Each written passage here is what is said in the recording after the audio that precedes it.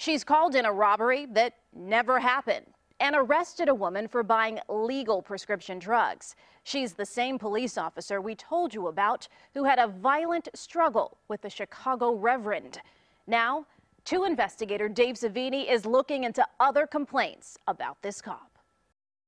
Catherine Brown says all she was trying to do was get in her driveway and that you threatened her life. Officer Morsi Murphy is the cop who rammed her squad car into a vehicle containing Reverend Catherine Brown and her two small children.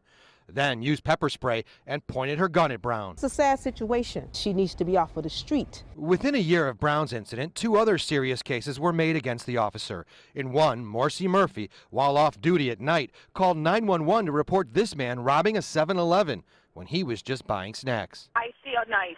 But this 7-Eleven surveillance footage shows there was no knife and no robbery. And Morsi Murphy didn't even seem clear on who robbed the store. A gray hoodie, a white guy. He's Mexican. There's 3 male blacks.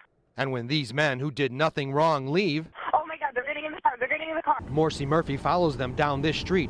Listen as she's told a few times by the 911 operator to calm down.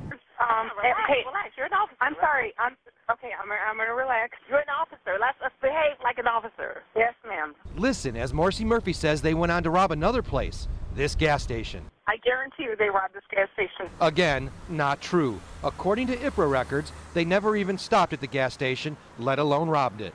On-duty officers caught up with the car here in this Mount Greenwood neighborhood.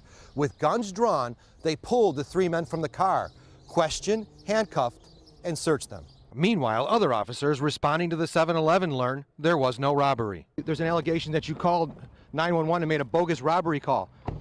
Another complaint against Morsi Murphy says she arrested a woman and locked her up overnight on felony possession of a controlled substance. The so-called illegal drugs were actually a prescription and still inside a Walgreens bag. The woman had just picked it up here at this Walgreens at 115th and Halsted for her 84-year-old mother. Anything to say about these allegations and all your other complaints? If the police act out in such a reckless way, they have to be accountable for their actions. The Independent Police Review Authority is looking to reopen Catherine Brown's case. In the prescription drug arrest, a federal lawsuit against Morsi Murphy and the city was settled. She also received a 30-day suspension for the false robbery call. In 10 years, she's had 19 complaints. Despite repeated requests, the city has not turned over to us all those complaint records. And, you know, our first story on Brown went viral, but despite all that national attention, the police still won't comment on the specifics of the case. They cite pending litigation. And right now, she's on duty, but you don't know the status of whether they're going to reopen it or not. They won't tell us what her status is, but you see a gun on her hip, you see that she's still working.